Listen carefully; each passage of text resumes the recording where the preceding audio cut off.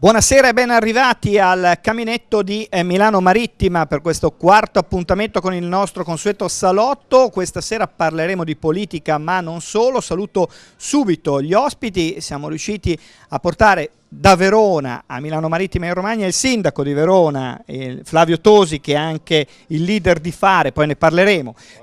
Di fianco a lui l'ex sindaco di Forlì, che è tornato già da un po' di tempo a fare il professore, il docente universitario all'Università di Bologna, Roberto Balzani, e infine Marino Bartoletti, che c'entra un po' con la politica. Infatti mi chiedevo cosa c'entro io stasera, a parte il piacere di vedere due persone che stimo e di partecipare a una trasmissione condotta da un bravo collega. Sì, ho qualche piccola esperienza abortita, però di cui vado orgoglioso.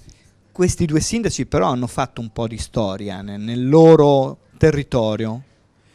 Beh sì, sono naturalmente territori diversi. Il primo, se parliamo di Forlì, è la mia terra, la mia patria, la mia città, quindi potete immaginare con che gioia e con che amore ne parlo. Roberto Balzani sa che lo stimo, anche se ogni tanto abbiamo avuto, come dire, qualche discussione. Gli riconosco dei grandi meriti di avere laicizzato la città, emancipandola da delle panie politiche che in parte sono rimaste e in parte lui ha cercato di rimuovere, in un momento di totale immodestia. Posso anche dire che qualche piccola fortuna gliel'ho tracciata io, perché insomma forse non tutti sanno che prima di lui mi ero candidato sindaco io contro l'apparato piuttosto che la sinistra potesse mettere in campo, e avevo fatto capire che c'era qualcosa di sbagliato in quei ragazzi cresciuti ancora col fazzoletto rosso al collo, e qualcuno ci ha pensato, qualcuno ci ha riflettuto e si è incuneato Balzani, Roberto, con grande intelligenza e con grande, come dire, amore per la città in questi sbandamenti che c'erano stati, e credo che abbia fatto molto bene il suo lavoro, adesso glielo posso dire. Poi si è stancato ed è tornato a fare il professore. Verona, che devo dire, Verona è, a parte che è il doppio fisicamente parlando di Forlì, poi indubbiamente caro Roberto ha un'altra storia. Verona è una città che tutti abbiamo il dovere di amare per tutto quello che rappresenta dal punto di vista culturale, non solo culturale. E poi c'è nato Walter Chiari. Guarda, io potrei dire 100 persone delle quali vorrei parlare, ma fra i tanti meriti che ha Verona, e certamente poi li elencherà il sindaco naturalmente, che se è sindaco da 10 anni quasi un motivo ci sarà, evidentemente è amato dai suoi cittadini, però Walter Chiari ha molto a che fare con la Romagna, perché così come più o meno per caso nacque a Verona, città alla quale è sempre rimasto molto affezionato, però poi la sua terra d'elezione è diventata la Romagna, tant'è vero che proprio in questi giorni è stato riesumato il premio Sarchiapone che venne fatto dal vecchio Zimbo per onorarlo. È presente suo figlio Simone. In questa terra ha fatto il suo ultimo film Romance, che tutti ricordano, e fu un film struggente fatto al tramonto del canale delle Saline, e quindi qui in qualche modo c'è idealmente l'inizio e la fine della vita di quello che è stato sicuramente il più grande artista della storia dello spettacolo italiano. Quando si parla di spettacolo, di musica, di sport, poi Marino Bartoletti ci dirà altre meraviglie di Verona. Però volevo sentire prima Balzani, il professor Balzani, perché dopo 5 anni da sindaco si è stancato. E invece Tosi, poi verremo a Tosi, vorrebbe fare il terzo mandato. Come mai? Io non credo che Flavio vorrebbe fare il terzo mandato. Penso che... A me aveva detto di sì, poi glielo chiederei. No, penso che quello che vuole fare è un'altra cosa, e cioè ha un progetto politico di tipo nazionale, e questo credo che sia la cosa oggi più interessante nello scenario politico, diciamo, che si muove al di fuori dei partiti strutturati, e quindi sentirlo questa sera, avere la possibilità di capire che cosa ha in mente, secondo me è una buona opportunità anche per i telespettatori romagnoli. Questa mi sembra una ghiotta occasione. No, per quello che mi riguarda personalmente, io non pensavo che la mia esperienza fosse destinata a produrre per forza un professionismo politico.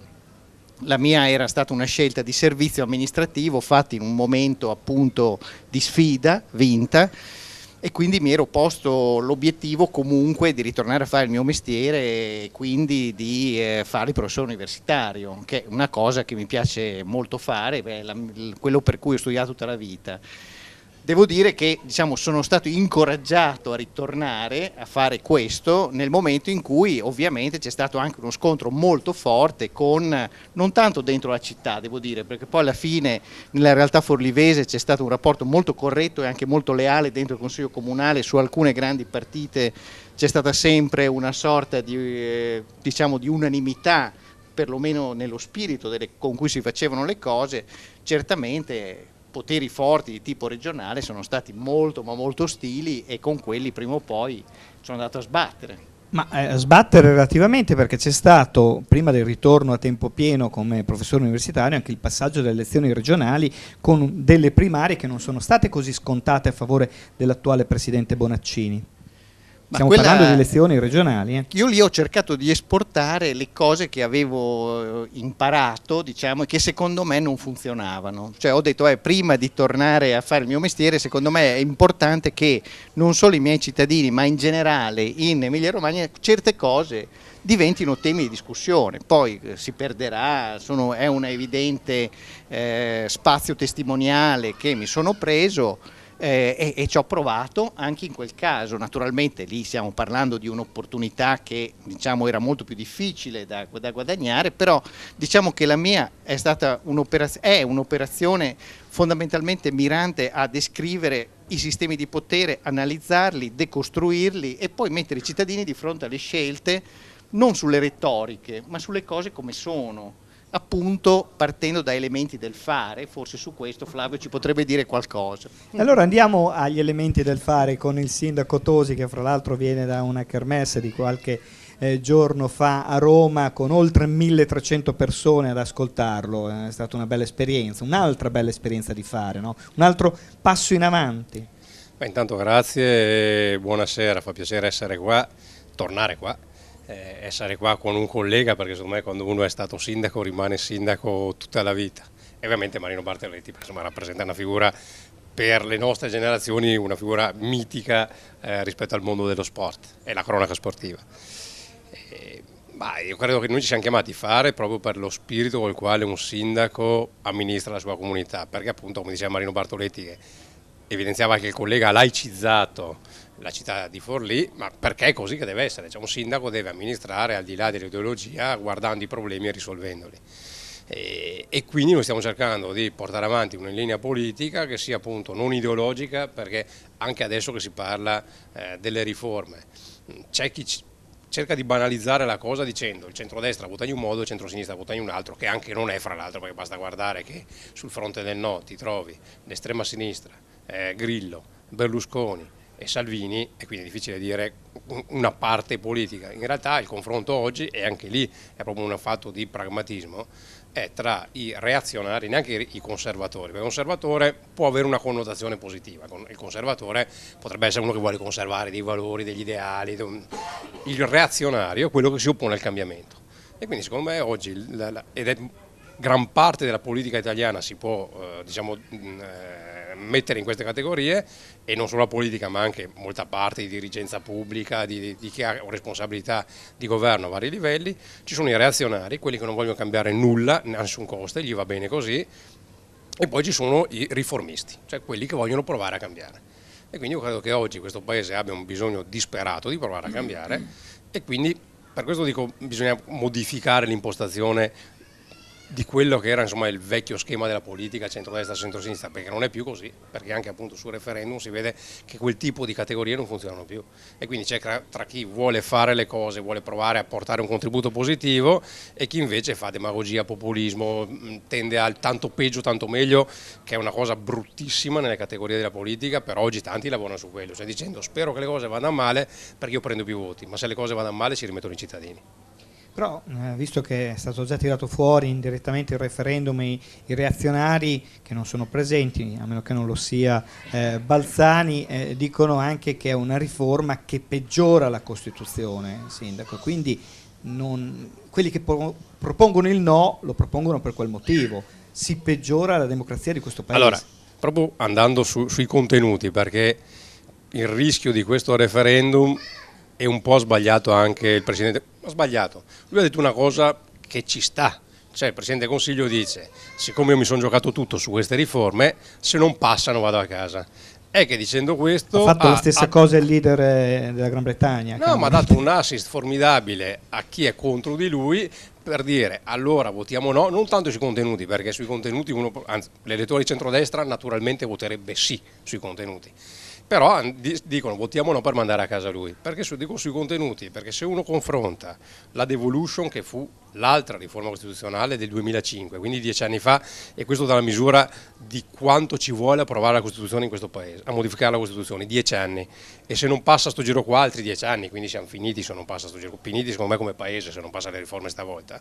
Se uno guarda i contenuti della devolution e i contenuti di questa riforma, una larghissima parte sono gli stessi. Superamento del bicameralismo perfetto, riduzione del numero dei parlamentari, riduzione della spesa pubblica dei parlamentari, più poteri al Premier, addirittura chi parla oggi di deriva autoritaria, di deriva antidemocratica, era più forte la devolution da quel punto di vista lì, perché parlava di Premier e quindi c'era il premierato forte, adesso rimane Presidente del Consiglio.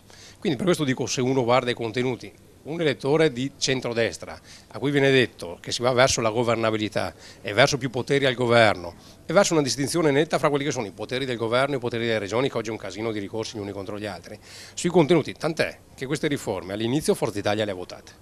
Le ha votate convintamente, facendo anche delle dichiarazioni di voto entusiastiche. Invito chiunque ci ascolta a guardare gli atti parlamentari se le trova. L'Italicum, la terribile legge elettorale, è passato a gennaio del 2015 con i voti di Forza Italia. E per questo dico ci vorrebbe serietà e coerenza. Puoi dire non la voto, spiegando i motivi, perché hai litigato con Renzi sul patto del Nazareno, sul Presidente della Repubblica, però non è tanto serio comportarsi così, perché quello è il dato. Forza Italia vota Italicum e riforme finché litiga con Renzi sul patto del Nazareno e sul Presidente della Repubblica. A quel punto Forza Italia comincia a dire che l'Italicum fa schifo e le riforme pure, però le hanno votate. Marino, è vera un po' questa cosa, no? Pur di far cadere il Premier si cerca di cambiare idea. Guarda, io in questo ideale palcoscenico sono la persona di gran lunga più anziana, perché Roberto è un giovanotto e Flavio un ragazzino rispetto a me. Magari. Garantisco. Anche se portati con romagnola decenza, devo dire, i miei anni.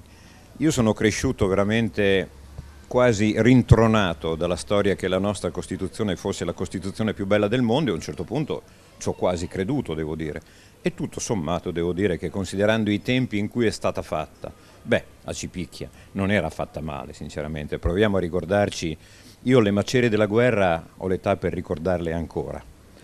Io ricordo, caro Roberto, Viale della Libertà ancora bombardato in quello che poi sarebbe stato trasformato nell'Istituto Tecnico Industriale. Io ho visto un paese fortunato perché era un paese affamato. Io ho visto un paese felice perché era un paese che si era messo alle spalle la tragedia e stava pedalando nella stessa direzione. La mia passione per lo sport credo che sia nota anche perché è quella che mi dà il pane, a parte qualche divagazione musicale. A proposito, Verona è anche la città di Gigliola Cinquetti. C'è anche l'arena.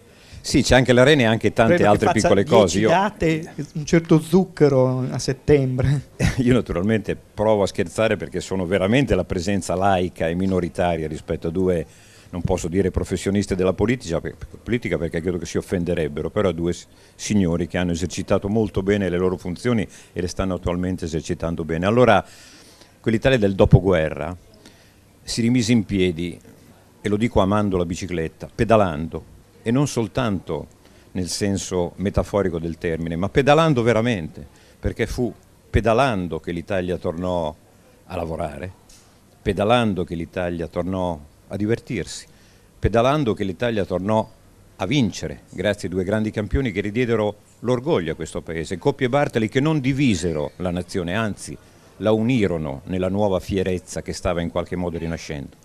Ma per guidare una bicicletta, fermo restando che bisogna pedalare col pedale destro e col pedale sinistro, grande esempio di democrazia, ci vuole qualcuno che tenga il manubrio e che sappia dove andare. Ecco, allora già in Italia non si capisce più chi pedala e con quale forza va avanti il pedale destro e quello sinistro, ma in Italia c'è qualcuno che sa dove guidare e dove portare questa benedetta bicicletta.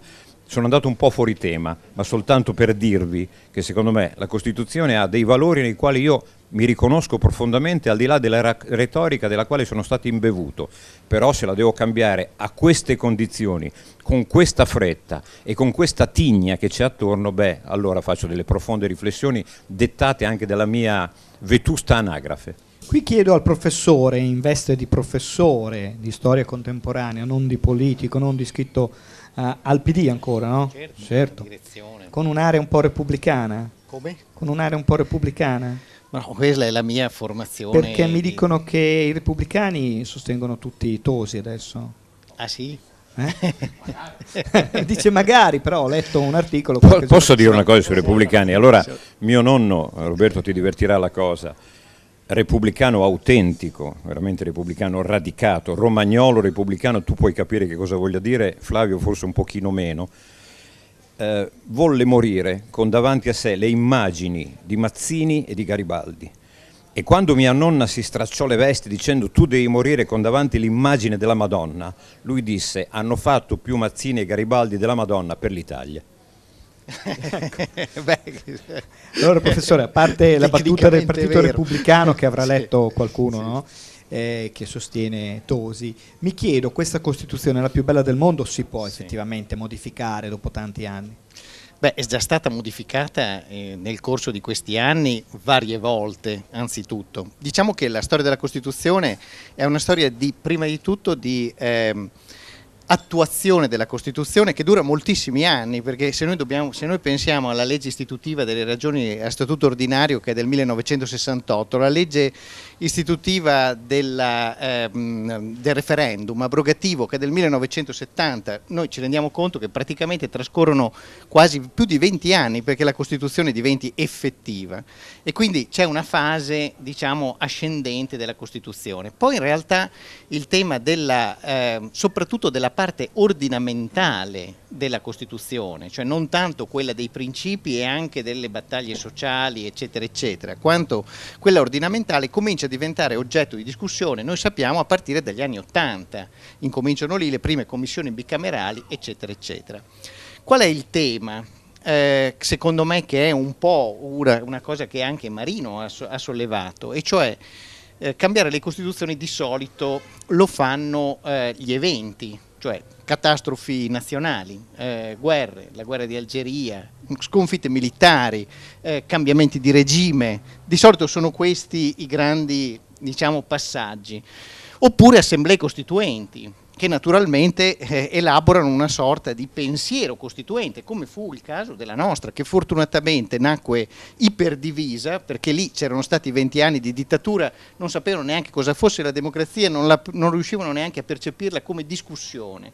Eppure all'interno del contesto costituzionale dell'assemblea costituente si creò un partito costituente che alla fine divenne maggioritario al di là dell'orientamento dei singoli che vi avevano dato vita, Calamandrei eccetera eccetera, La Pira, Dossetti e tutti gli altri. Ho chiesto troppo a dire al professore di darci una delucidazione, adesso ci parlano un quarto. No, io non parlo più, voglio subito chiudere, dico semplicemente che il tema che pone Marino e il tema che pone Flavio sono tutti e due assolutamente legittimi.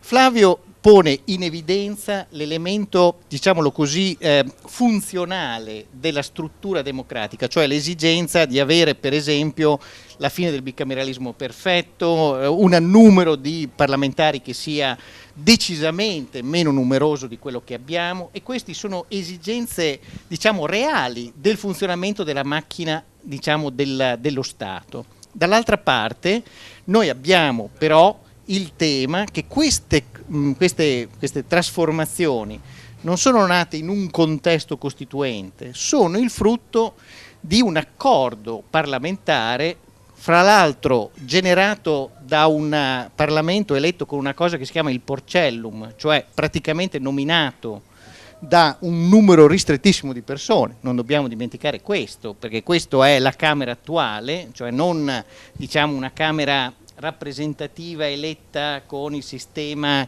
proporzionale, ma tutta un'altra cosa, e quindi è evidente che queste due tensioni possono emergere nel dibattito e quindi sono per me entrambe assolutamente legittime, voglio dire, cioè è rispettabile questa opinione, assolutamente rispettabile, dall'altra parte l'esigenza di un cambiamento. Ecco, io dico solo una cosa, attenzione a non giocare la battaglia per la riforma costituzionale sul tasto dell'antipolitica.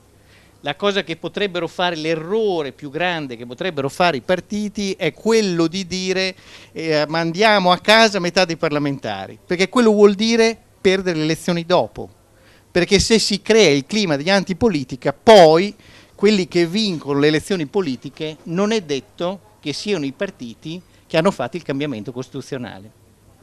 Tosi, fare quindi non è una gamba aggiunta del governo Renzi, ma vuole guardare i contenuti di quello che si discute. Questo è un po' il messaggio da portare avanti. Beh, credo che al di là della nostra molti hanno posizione, detto- no, ma al di là della nostra posizione, credo che chiunque dovrebbe agire in questo modo. Noi abbiamo votato la fiducia o mai una volta, per dire.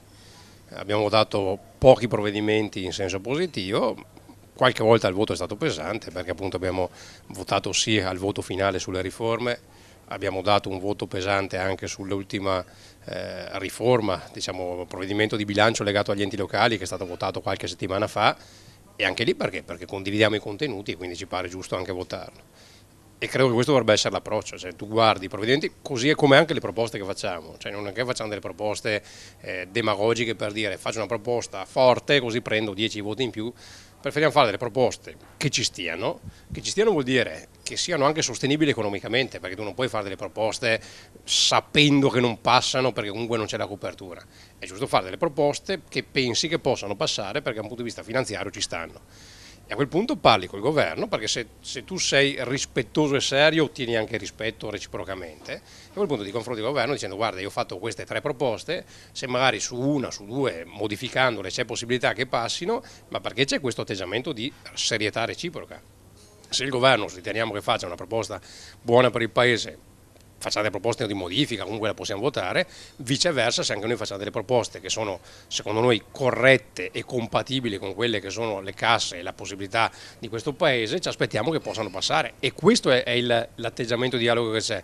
Quindi stiamo in minoranza, non abbiamo ministeri, non abbiamo sottosegretariati, però crediamo che questo sia quello che normalmente si dovrebbe fare, è quello che manca molto a una parte, a una larga parte della politica italiana, che invece si contrappone per il gusto, l'antipolitica di cui parlava Roberto, cioè l'antipolitica per l'antipolitica. Ma mi chiedo, si può creare un partito partendo dal basso, partendo da essere il sindaco di Verona? Perché è vero che adesso i fari sono un po' in tutta Italia, però non c'è un partito forte, storicizzato. È ovvio che è una cosa difficile perché appunto ci vuole il tempo di costruire, di diffondere, è oggettivamente molto difficile, però noi preferiamo così perché potevamo fare delle scelte più comode. Io sono stato eletto all'Europarlamento 2 anni fa con quasi 100.000, esatto, con quasi... Esatto, si è dimesso dall'Europarlamento. Mi sono dimesso dall'Europarlamento, cosa rara, per restare sindaco di Verona. Per quello dico se potessi, e davvero se potessi fare il terzo mandato, perché è un ruolo che amo di gran lunga di più. Se tu fai il sindaco della tua comunità, nonostante, come si diceva prima, pressioni e quant'altro, però è il ruolo forse dove riesci a essere veramente più concreto e portare a casa più risultati, perché lì puoi veramente realizzare le cose, con tutte le difficoltà di bilancio, i limiti del patto di stabilità e quant'altro, però riesci davvero a fare.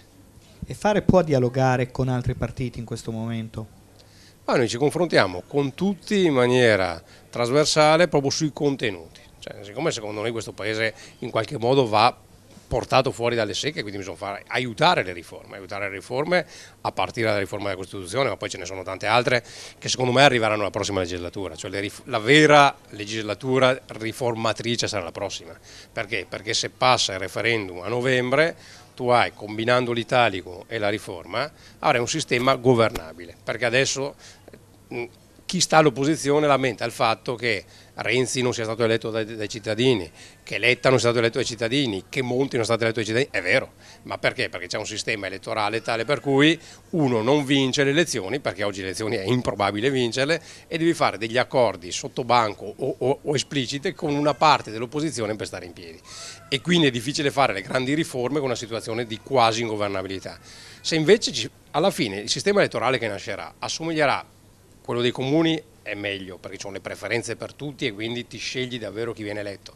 L'Italicum, una parte, è quello che si diceva prima, una parte sono dei nominati, una parte saranno eletti, però almeno ci sarà la governabilità, qualcuno alle prossime elezioni le vince e governa, e a quel punto fa le riforme. E quindi per questo secondo me è importante dialogare positivamente per fare le riforme, perché l'Italia ha un deficit di riforme rispetto alla Francia, all'Inghilterra, alla Germania, che le hanno fatte, la Spagna stessa. Noi siamo indietro con le riforme e lo paghiamo in termini di competitività.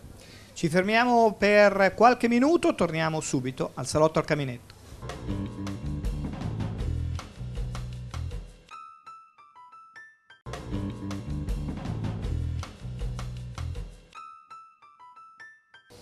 È stile nel Salotto al Caminetto non soffermarsi troppo sui temi troppo pesanti perché siamo poi in estate. Allora Marino prima ci ha citato la Verona di Walter Chiari, la Verona di Gigliola Cinquetti, la Verona anche del calcio. Dio come abbasso il dibattito io però. A parte che ho appreso da Roberto che io quando mi sono battuto soltanto per amore, per dare qualcosa alla mia città, candidandomi a sindaco, mi sono battuto contro la reazione vera, perché era il conservatorismo più abietto contro cui ci si potesse battere, ma aveva un altro colore, pazienza, non ho rimpianti, ripeto, io qualche piccola traccia per amore sicuramente l'ho lasciato. Ho ascoltato con grande piacere le vostre conversazioni, anche perché è un piacere ascoltarvi e seguirvi sul piano dell'onestà intellettuale. Devo rivendicare ancora una volta la tragedia dell'anagrafe per dire che, e non dovrei dirlo in un salotto televisivo, che la televisione ha fatto veramente tanto male alla politica, ma proprio tanto male, perché una volta si pensava che il peggio fosse il processo del lunedì di Aldo Biscardi, al quale purtroppo anch'io ho dato il mio contributo e la cosa appare sulla mia fedina penale, ma ancora non c'erano stati i personaggi e le trasmissioni di adesso, cioè io ho paura che tutto quello che accada sia il frutto di bullismo televisivo, cioè chi urla più forte e chi la dice più grossa. Allora, senza tornare alle nostalgie per le costituzioni fatte bene o meno bene, quando penso che attorno a un tavolo si mettevano Nenni, Togliatti e De Gasperi, ecco, non oso immaginare il tavolo di adesso. Per questo forse è auspicabile comunque un ricambio non tanto personale, non tanto anagrafico, quanto ideologico e intellettuale delle persone che penseranno alla nuova Italia. Mi hai chiesto del calcio, mi hai chiesto del Verona. Verona è una città molto fortunata dal punto di vista sportivo, oltre che dal punto di vista culturale, eccetera, eccetera, eccetera, perché ha avuto eccellenze in quasi tutti gli sport, ha vinto uno scudetto nel calcio, è una delle 5 città che ha avuto un derby calcistico fino allo scorso anno, ma poi tornerà ad averlo. Ha avuto momenti molto importanti anche nella pallacanestro, nella quale comunque ha fatto molto bene anche a Forlì, e Forlì probabilmente tornerà a fare bene anche quest'anno. Ha avuto mondiali di ciclismo, ha avuto tappe del Giro d'Italia. Non fatemi dire cosa ho fatto per portare il Giro d'Italia a Forlì quando ero in minoranza, perché qualcuno disse, ma tanto io penso di avere il diritto alla sincerità, che non si poteva arrivare in Viale della Stazione perché Viale della Stazione era considerato un sito fascista. Poi per fortuna le cose si sono evolute, ho visto che hanno rifatto veramente con grande intelligenza l'ex collegio della GIL. E poi in altre tante discipline naturalmente Verona ha fatto cose importanti. Io sono legato, caro sindaco Tosi, a Verona perché ho portato anche questa fotografia e credo che sia qui che mi vuole portare Maurizio Marchesi, perché l'anno in cui io conducevo la domenica sportiva, correva l'anno 1984-85, bene, quell'anno il Verona vinse il suo scudetto. In questa fotografia, con un po' di pazienza, potete riconoscere, a parte me, che sono quel ragazzino coi baffi, potete riconoscere Bagnoli, Marangon, Di Gennaro, Sacchetti, Galderisi.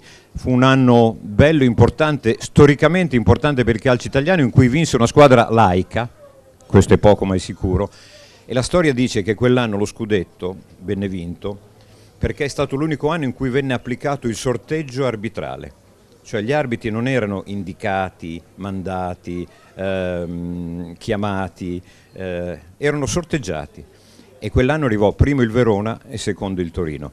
Storia di calcio, ma anche storia di questo paese. Ti regalo questa fotografia perché ci sono delle persone che quando tu eri ragazzino sicuramente ti hanno fatto godere. Sindaco Tosi, bella quella foto, il microfono sì, era un ragazzino però.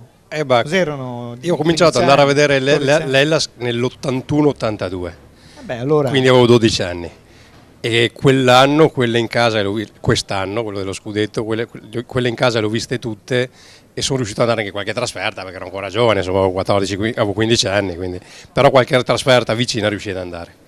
E quindi quella formazione lì ovviamente me la ricordo a memoria, mi ricordo, cioè, è stata per Verona è stata una... Credo che dovremmo sfidarlo a recitare la formazione, però. Allora, a partire da Garella. Garella,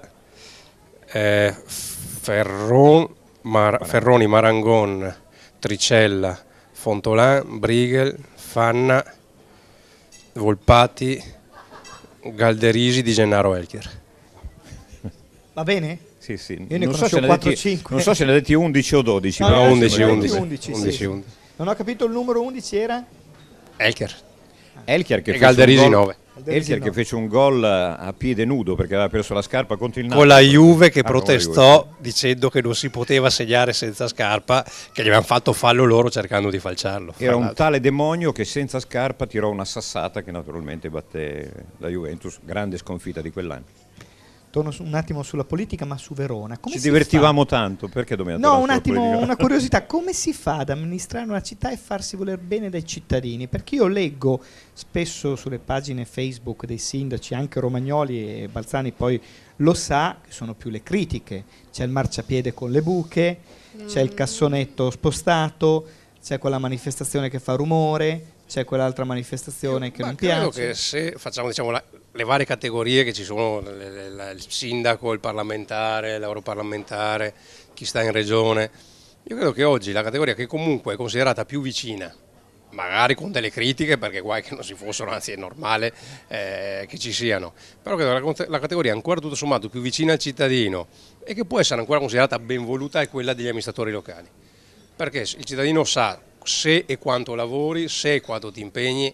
Poi è chiaro che, ripeto, oggi è sempre più difficile farlo perché io vi do un numero di Verona, ma in proporzione uguale a Forlì, uguale dappertutto. Io ho un bilancio di 297 milioni e io fermi in cassa per il patto di stabilità ne ho 107, che è una cifra spropositata. 107 milioni, io ogni anno riesco, proprio a causa del patto di stabilità, a spendere, se sono bravo, poco più di 20 milioni. E io ne ho 107 fermi in cassa, che potresti fare 15 scuole, cioè è una cifra esorbitante. E se Verona ha quella cifra lì da parte, vuol dire che a livello nazionale, diciamo, il conto proporzionale sarebbe 20 miliardi. Metti 15 perché magari non è tutto così. 15 miliardi fermi nelle casse dei comuni, che ci sono, cioè sono soldi lì non spesi e da spendere per il patto di stabilità, sono una manovra finanziaria straordinaria per fare. Per quello dico è anche difficile farlo, perché tu devi spiegare al cittadino, perché ecco la cosa che deve fare il sindaco è non stare in ufficio, ci stai quando quello che serve, ma stare in mezzo ai cittadini, al mercato, cioè veramente avere il contatto con la gente, rispondere a tutti sempre e spiegargli anche questo, cioè tu gli spieghi guarda che il marciapiede costa così, la strada costa così, abbiamo una marea di soldi da parte che non possiamo spendere, però riusciamo a garantirti questo e questo servizio con queste e queste modalità. Quando tu spieghi realmente le cose come stanno e mantieni il rapporto diretto, non dico che ti vogliano bene tutti, ma diciamo hai meno critiche che in altri contesti. Era così, Balzani? Beh, decisamente la situazione di Verona dal punto di vista finanziario è comunque di una città molto solida, chiaramente. Però dal Merito punto di degli vista... amministratori, però. Beh, certamente. Cioè, Quindi nelle queste- altre città sono stati meno bravi. Beh, no, nel senso che in altre città sono stati meno bravi oppure hanno trovato cose che c'erano lì da anni e che sono venute fuori, per cui non è detto che sia sempre così, diciamo, felice la condizione finanziaria, però nonostante questo, quello che dice è vero, cioè anche quelle poche o molte risorse che ci sono in qualche modo bloccate. Io devo dire che dall'inizio della crisi, dal 2008 al 2009, se c'è un settore settore del pubblico che ha pagato enormemente questi costi, cioè tagliando in maniera molto pesante, quello è stato il settore dei comuni, sul quale si sono in ultima istanza poi alla fine scaricate molte delle cose diciamo di quei tagli che non sono stati realizzati a livello centrale, perché poi parliamoci chiaro, lo Stato centrale non è che sia stato uno Stato virtuoso in questi anni, è uno Stato che ha aumentato la spesa pubblica. Le regioni non è che siano state particolarmente virtuose, sui comuni si sono scaricate molti di quei tagli e noi abbiamo dovuto poi dire i nostri no ai cittadini. E quindi questo è stato un periodo molto difficile, quindi quelli che hanno governato nella stagione della grande crisi si sono beccati la fine di un'epoca, perché quelli della generazione precedente avevano molta più possibilità di realizzare le cose e le hanno anche realizzate e decisamente i cittadini erano diciamo abituati abbastanza bene. Improvvisamente hanno dovuto fare i conti con una realtà e fare i sindaci in una condizione di penuria o di crisi economica è stato più difficile, perché lì bisognava metterci la faccia. Solo chi ci metteva la faccia direttamente ne è uscito in qualche modo. Quelli che continuavano a raccontare delle frottole, chiaramente, hanno fatto molta più fatica. Non ho dimenticato una frase che ha detto prima Marino Bartoletti a proposito della politica, di come è cambiata per colpa della televisione, quindi i Togliatti, i De Gasperi. Io sono un po' più recente, dico, non so, Zaccagnini, Berlinguer, l'Almirante. Loro erano politici di livello superiore a quelli di oggi. Lo chiedo a entrambi, l'ex sindaco e al sindaco. Beh, bisogna dire anzitutto che venivano da una fase di formazione che era stata in buona parte costruita durante la guerra e nella fase dell'immediato dopoguerra, quindi una selezione era avvenuta in una maniera naturale ma durissima. Molti di questi erano stati in esilio, altri erano stati dentro, cioè c'era stato un percorso di formazione incredibile. Quelli che erano riusciti a stare in Italia spesso l'avevano passato questi anni studiando, quindi in qualche modo anche accrescendo le loro competenze. Decisamente si trattava di una classe dirigente di livello sicuramente paragonabile a quello europeo, e lo si è visto nella costruzione dell'Europa unita. La classe dirigente, possiamo dire, dei De Gasperi, che era all'altezza degli Schuman e degli Adenauer. Ecco, diciamo che questo tipo di classe dirigente poi noi in un certo senso non l'abbiamo riprodotta, ma questo era già evidente nel sistema nella crisi dei partiti della Prima Repubblica, perché noi non dimentichiamo che tutto questo nasce negli anni '80 con la degenerazione partitocratica, quella che porta al grande buco e poi a Tangentopoli. Quindi non è che i partiti, diciamo, originari bisogna distinguere, insomma, a un certo punto anche loro diventano decrepiti e ci sono figure che prendono il potere e cominciano a mangiarsi l'Italia, e nasce lì quel grande debito pubblico che noi non sappiamo chi pagherà, sicuramente in parte noi, i nostri figli.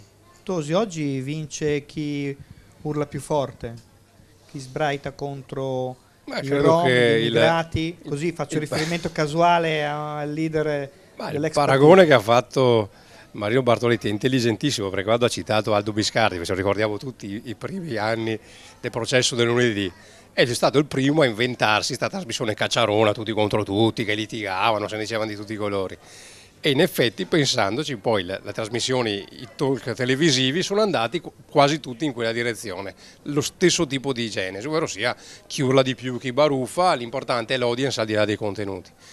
E quindi una parte della politica, vuoi perché c'è la crisi, e quindi quando c'è la crisi è più facile cavalcare l'antipolitica, l'incazzatura, il tanto peggio tanto meglio, perché comunque appunto c'è la crisi, la gente è più arrabbiata, è più facile captare quel tipo di consenso. E poi perché appunto è stata fatta una scelta, secondo me sbagliata, da chi ha responsabilità politica, ripeto, non da tutti, ma se prendiamo Grillo e Salvini, diciamo, sono due tipi diversi di antipolitica e di demagogia, dove hanno scelto di dire delle cose che sono poco praticabili, probabilmente sono assolutamente irrealizzabili, però va bene perché tu una parte dell'elettorato gliela racconti e magari ti crede, e tu sai di dire delle cose. La cosa più triste è che sanno di dire delle cose che non sono vere, che sono irrealizzabili, però le vendono lo stesso, e questo è il modo peggiore.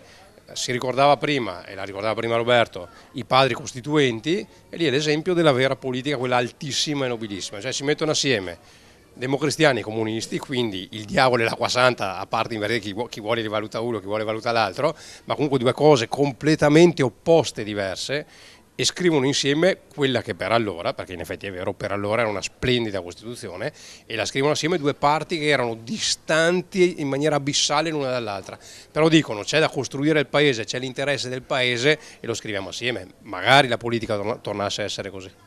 Marino. Guarda, mi tocca ancora una volta rivendicare l'anagrafe, lo faccio per la terza volta? La terza e ultima volta, sì, come San Pietro.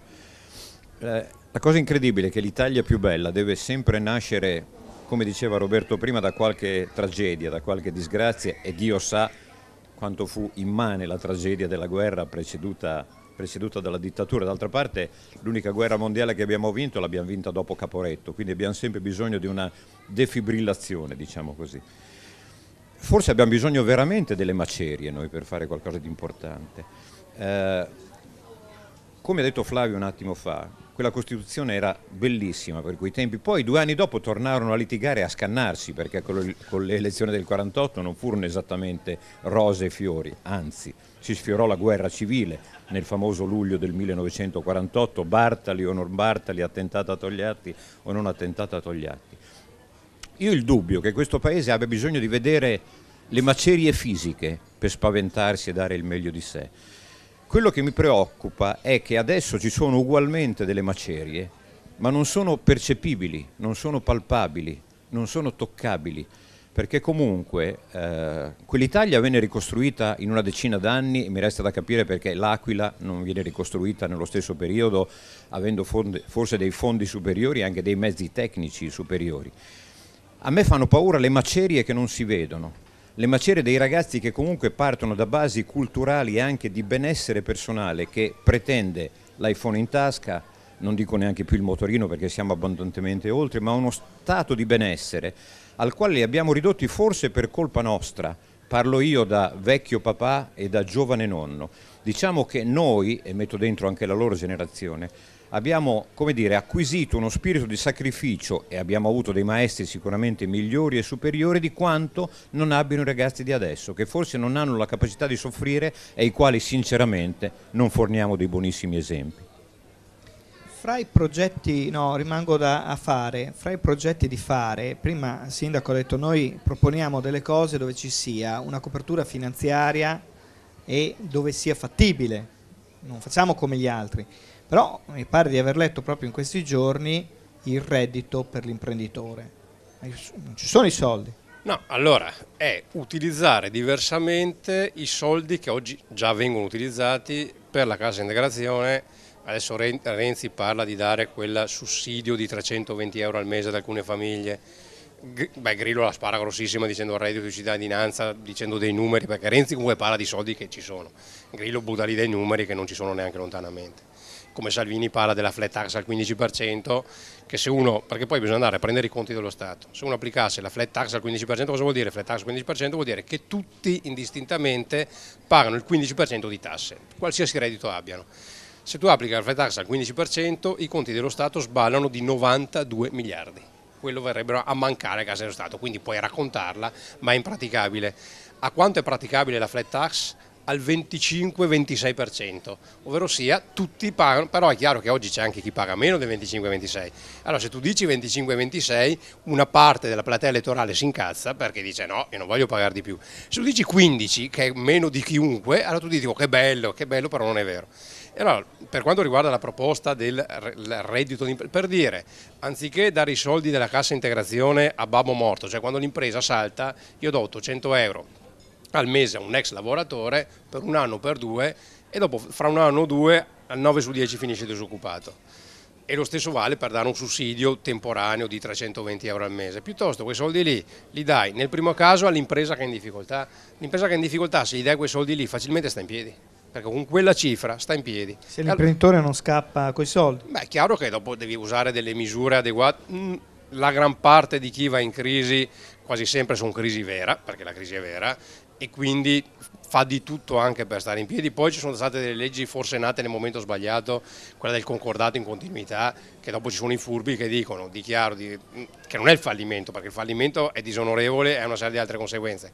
Concordato in continuità, uno dice cesso, riapro e intanto frego i creditori. E quello è una cosa che purtroppo c'è qualcuno... Teoricamente li dovrebbe pagare coi suoi tempi. Sì, ma con delle percentuali, sono stati dei concordati, 10, adesso 20, li hanno 30. Alzati, per fortuna per legge, sono stati dei concordati e sono stati chiusi al 4%, quindi è una cosa oscena e offensiva di fronte ai creditori. Però dicevo, chi rischia di saltare e mandi i lavoratori in cassa integrazione, piuttosto ti do i soldi all'impresa e dico stai aperto, tieni posto di lavoro perché quel lavoratore lavora anziché stare a casa, i soldi che girano sono di più, e probabilmente riuscirà ad andare avanti. E lo stesso vale per i 320 euro, piuttosto che dare 320 euro a uno che sta a casa, seleziono con dei bandi, ripeto, con dei criteri dove lo Stato deve essere molto vigile, un imprenditore e dire tu crea il posto di lavoro, io ti do questi soldi e questi soldi sono significativi per poter tenere aperti o creare un posto di lavoro, sono mica poche risorse, però è meglio darli all'imprenditore per creare ricchezza piuttosto che dare un sussidio che alla fine dell'anno, dei 2 anni, uno si trova nella stessa povertà di prima e il posto di lavoro non c'è. Lo chiedo a Marino Bartoletti. Il sindaco Tosi, che è anche il presidente di Fare, mi lascia fare la domanda aggiuntiva, non urla mai, è un politico atipico, o sbaglio? Guardi, io non mi voglio troppo sbilanciare, ma dato che sono vicino a due persone che stimo e che voterei, avrei votato anche Balzani, devo dire, a suo tempo, sinceramente, perché rappresentava, come dire, quella... Avrei votato, quindi? Avrei votato anche Però? Balzani. No, però ero cittadino bolognese, quindi non potevo Non si farlo. poteva. L'avrei votato perché rappresentava quella freschezza, quella verginità che avevo cercato in qualche modo di, come dire... Ne parlammo in una trasmissione televisiva. Ne parlammo in una, posso settimana dire, prima delle memorabile primarie. trasmissione televisiva nella quale io gli chiesi ma chi te lo fa fare? E sinceramente ancora era molto confuso e non mi sapeva rispondere, anche perché lui stesso non pensava che avrebbe potuto battere la imbattibile candidata presentata dall'establishment della sinistra unita Forlivesi. Invece bastò la sua faccia pulita perché alle primarie battesse questa persona che si riteneva imbattibile, lo dico veramente, non con presunzione ma con orgoglio, a cui qualche picconata morale avevo cercato di infliggere anch'io. E Tosi è un'altra persona che è difficile non stimare perché rappresenta a sua volta l'indipendenza, la pulizia e la libertà che credo che abbia pagato a prezzo anche abbastanza caro dal punto di vista personale. Eppure è ancora qui pronto a battersi per fare un'Italia migliore.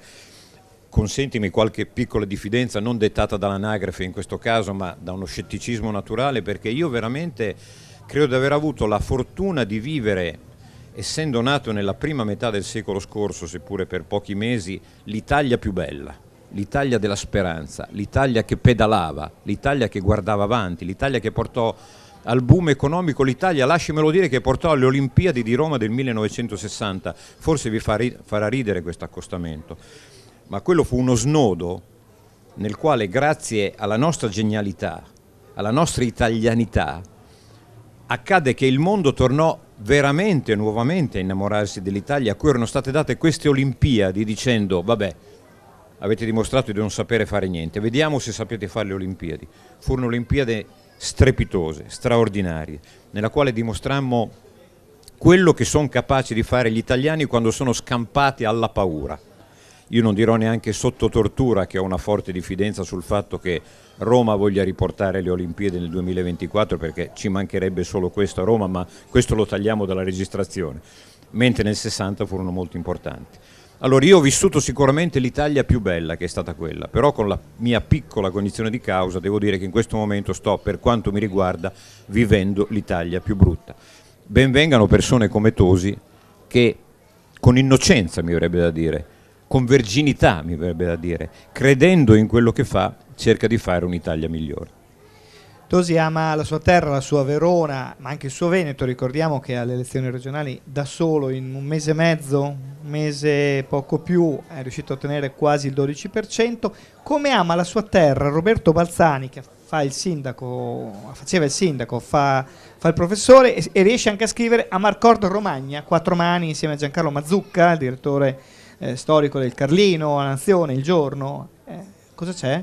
L'amore per la Romagna qui? Beh, assolutamente sì, ma c'è soprattutto il tentativo di rendere godibile come un romanzo una storia molto complicata e molto complessa che comincia dai romani. Quindi è il tentativo di fare una cosa che tutti i romagnoli possono leggere, anche quelli che non sono abituati a leggere saggi, possono in questa maniera riappropriarsi nel giro di qualche ora di una memoria collettiva. Questa era un po' la sfida di questo libretto.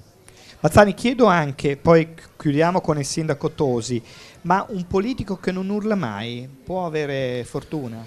Ma io credo che cattivo? un politico che non urla mai dovrebbe avere fortuna, perché chiaramente, come avete sentito questa sera, Flavio Tosi è sostanzialmente, come dimensione anche dell'analisi e della narrativa riformatrice, un liberale. Cioè, questo è, mi ero dimenticato questo aggettivo. Parliamone, insomma, una famiglia che io vedo con molta simpatia, ovviamente, ma da un punto di vista antropologico, diciamo così, prima di tutto. È chiaro che questo significa che però in un sistema come quello che arriva, cioè dove non c'è la proporzionale, non c'è il collegio elettorale a doppio turno, che era un altro grande strumento di personalità del mondo liberale, lo è stato nella storia d'Italia. È chiaro che riuscire a far emergere una posizione liberale che è di minoranza, che non può essere di maggioranza nel paese, ma una minoranza intelligente, come è stata quella del Partito Repubblicano, il Partito Liberale, di tanti, diciamo, movimenti importanti, illustri, è veramente un'impresa oggi difficile, che però a cui va riconosciuto anche il Partito Socialista era in minoranza, poi governava. Certo, appunto, però dico, a cui va riconosciuto il merito di una necessità, cioè posizioni di tipo razionale, riformatore razionale, ci debbono essere in un paese. Non può essere tutto lasciato alle ultime 2 settimane di campagna elettorale. La formazione di un'opinione pubblica ci deve essere. Noi oggi non ce l'abbiamo l'opinione pubblica. Nelle nostre città non esiste praticamente più.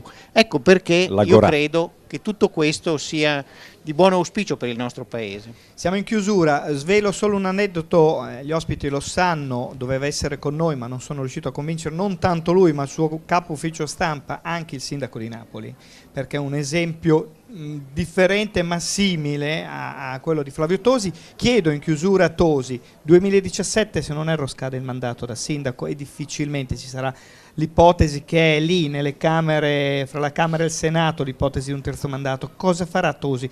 A capofitto su fare? Io sono un fatalista, quindi finché non viene, diciamo, sciolto il dubbio se c'è o non c'è il terzo mandato, io mi auguro ci sia. Fra qualche mese poi alla fine si dovrà decidere, non certo per Verona, perché è chiaro che non è che è una decisione che prendi per Verona. Io mi auguro che venga presa, perché fino a 3.000 abitanti oggi già c'è, perché è stato esteso il terzo mandato fino a 3.000 abitanti. Io spero che venga esteso anche a città più grandi. Io credo l'importante è comunque essere coerenti con se stessi e portare avanti, perché un discorso è ed esprimersi in modo e con toni moderati, poi però bisogna essere determinati e decisi. Io non so come va a finire, però quando tu sei coerente e determinato almeno hai fatto la tua parte con dignità e con rispetto. Poi vinci o perdi, penso che sia preferibile questo che non appunto urlare, gridare, perché penso che chi fa il sindaco, e Roberto me lo insegna, chi fa il sindaco difficilmente urla e strepita, chi fa il sindaco è abituato necessariamente a comportarsi in maniera concreta e diretta. Oppure come indipendente del Partito Democratico. Oppure potrebbe diventare un indipendente del Partito Democratico. Non lo so, se ha ancora un po' di cuore. No, perché i riferimenti che si diceva prima, il repubblicano e il liberale, io dico un fatto, visto parlare di aneddoti, il mio babbo votò praticamente tutta la vita o repubblicano o liberale, quindi magari questo vuoi dire. Quindi i riferimenti ci sono. Siamo in chiusura? No, intanto mi commuove qualcuno che dice il mio babbo, perché pensavamo di dirlo soltanto in Romagna. Detto che, secondo il conte Rognoni, Roma è stata fondata dai romagnoli, perché Romolo e Remo erano 2 gemelli che vennero messi nella cesta nella sorgente del Tevere, cioè nel Fumaiolo.